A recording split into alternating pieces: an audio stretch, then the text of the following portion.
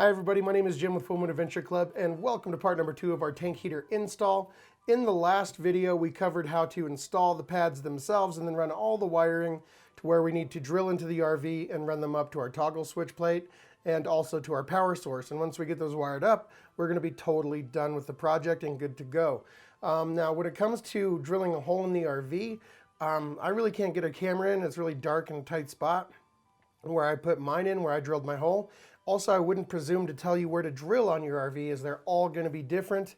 And you need to kind of double check to make sure you're not going to hit water pipes or electrical wires and stuff like that. So I'm not going to show you exactly where to put your own wiring, but I will go over a few tips and tricks for you to make sure that you get this done with as little snags as possible. Now you're probably going to want to use a paddle bit for this. You can use a large drill bit, but it has to be large enough to fit your wiring and the PVC protective casing. So a paddle bit's probably going to be the way to go. Now the one thing that you really have to do here is you know where your switch plate's going, you know where your power source is located, you know where you want to run all of your wires. So if you want to go up to just the switch plate and then the power wires are going to go off in a different direction, you just need a hole that's as big as your PVC protective sleeve. If like you're going to be doing, like in my case, if you're going up to the switch plate and then right back down through the floor and over to the battery supply, the power source, I'm going to make my hole twice as big so I can fit 2 of those PVC sleeves through because I'm going right up and then right out in my case. Now when it comes time to find out where you want to actually drill your hole, you need to go into the RV and find the floor area where that is. You can find the exact spot by kind of measuring away from the exterior wall. So you know that there's nothing around 6 inches in. So you measure 6 inches in, there's a nice big open spot with no wires, no plumbing, no nothing on the floor. And then you go underneath your RV and you reference to that exact same point and maybe measure out from the external wall 6 inches and drill up right there. Another thing that can be handy that I've used before is, for example, there was an electrical line or a gas line in this case that went up through the floor. And so I went inside the RV and I could see exactly where that gas line popped up through the floor. And I measured off of that, just came out 4 inches away from it. So I knew there was nothing around it. And then I went underneath the RV and measured 4 inches out from it and drilled right there with my paddle bit. Then you can kind of run your, you might want to take a file and clean up your metal edges after you're done so it doesn't scrape, short out your wires or cut them up. Just take a file and kind of touch up those rough edges. Then you're going to feed through your plastic PVC casing and run it wherever you need to go and you should be just fine. So you're going to have to figure out where you want to drill your hole, but once you have that done, we're going to jump into hooking up the toggle switch plate and also connecting this guy to power. So let's jump right over there and get into that. So now we need to go ahead and find a place to mount our switch plate. You can use any method you want to make sure this is lined up exactly the way you want. I just kind of used a ruler and guesstimated it basically being lined up to those. I'm not too worried about it. So once you have that done, kind of hold it in place. And what I did is I took a pencil and marked each one of the little corners on the 2 outmost holes for the rocker plates. And that's going to give me a really good indication of where to drill my hole. And you just want to make sure that you're not going to drill a hole bigger than, the spot where the screws go in for your plate. So I started with a pilot hole, and then I used this little jigsaw to go ahead and cut that out. And then I'm going to do another pilot hole over here in the corner and cut that out as well. So once you get that all cut out, you can go ahead and push that back. Of course, you want to make sure that you've already checked behind it and there's no obstructions, no wires, nothing you're going to cut. And then what I did is I actually brought my wiring up from the bottom kind of in half. And another thing you can do is put in your switch right there and just make sure that that's going to sit within the hole that you made and the screws still have plenty to bite into. Now I pulled up my wire, I just kind of folded it in half and then brought that up with plenty of extra. So it came up like this. And now when I cut that wire in half, I'm going to have 2 different sets of wires running, up into the RV and then back out of the RV. So I'm going to cut those with a razor knife and now we're good to go. So now what I'm going to go ahead and do is just strip these wires up real quick. We're just going to kind of move our PVC out of the way there so we have a little bit of room to work, and then we can start stripping some of these wires and getting everything ready for the switch plate. Now, the thing is, and if you want to figure out which one of these sets of wires is actually running to the pads and which one is going to run to your battery bank, you can just kind of pull on one of them and see which one moves, you know, while you're underneath the RV, and that'll give you a good indication of which one's going where. And then once you have that information figured out, we're going to go ahead and put on the two little clips that are going to slide onto our toggle switches on the both positives that are running to our pads in the back. So we can go ahead and put those on. The red and the yellow are both positive wires running back to our heating pads. And I'm going to go ahead and put on both of those. Now the ground that's going back to the heating pads, we're going to leave for a little bit because we're going to kind of use those to tie into some other stuff.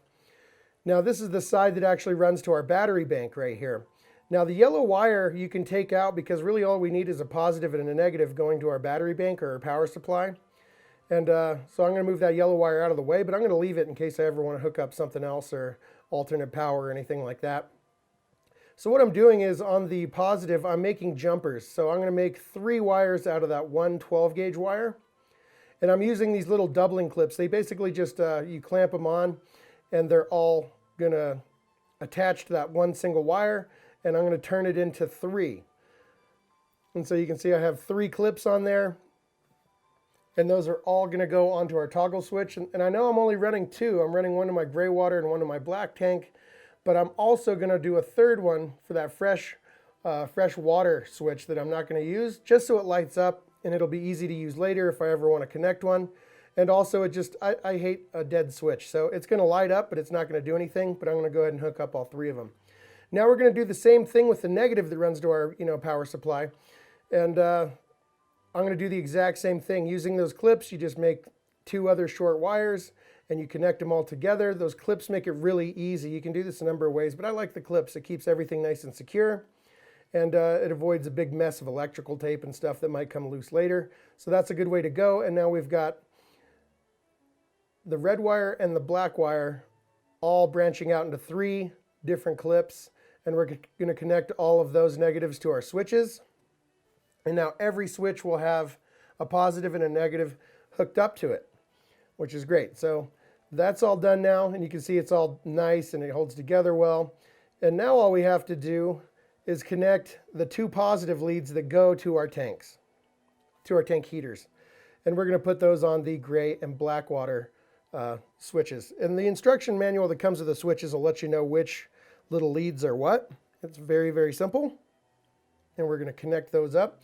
Make sure that before you connect all these, you have your the back of your switch plate over the wires, or else you're going to have to take them all off in order to put that plate on. I've done that before. So make sure that's on there before you connect your all your toggle switches there. And now we're just going to run that into the wall and put our switch cover on there. Get it right side up. And we're going to mount it. So now that you have all this done, you might want to, you can either draw a line before. If I had done that, I wouldn't have to use my ruler again, but it's pretty easy. So I'm just going to put the ruler on there, then you're going to hold it into place and put 2 screws in it so it'll stay nice and still for us. And screw those into place.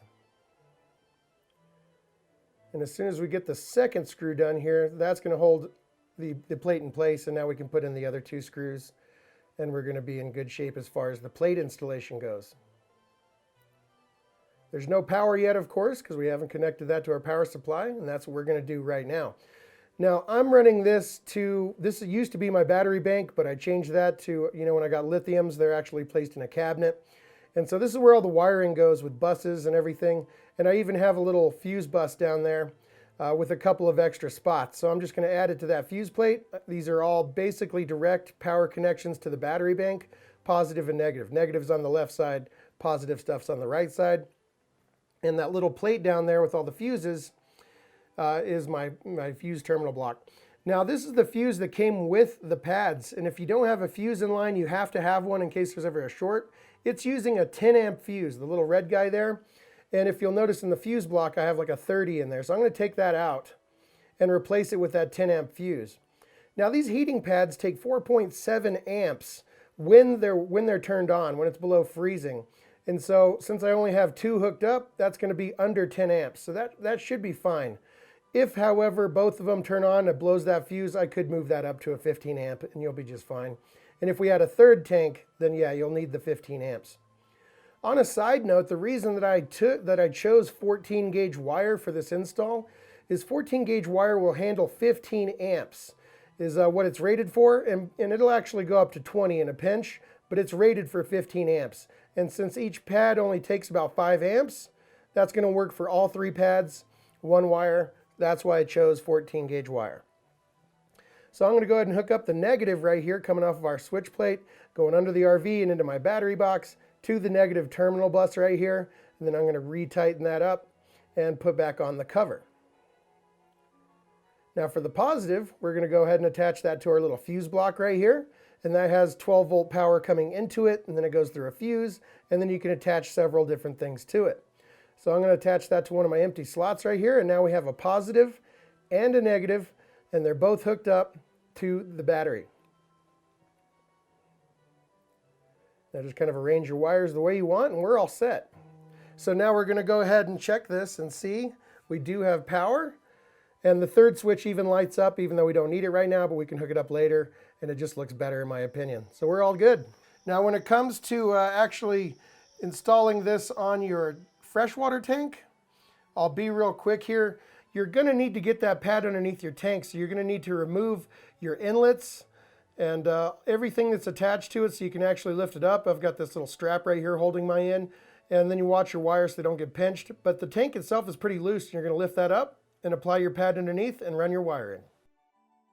All right, guys, so I know I was pretty quick with the explanation on the freshwater tank, but I think you guys have the knowledge and know-how after watching this video to run your positive and negative from that third switch over to your water tank, your freshwater tank, and get that pad mounted underneath it.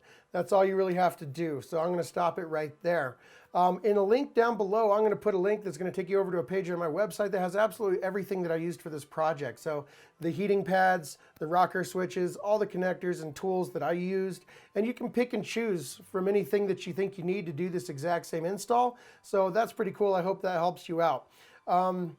Other than that, this is all going to get you a lot closer to having that 4 Seasons RV that everybody really wants to have, so you can actually camp any time of year and not worry about your tanks freezing up and all that stuff. So you're a lot closer, at least one step closer to having a 4 Season RV, and I hope that helps you out. If it did, please like, share, subscribe. That stuff really helps me out.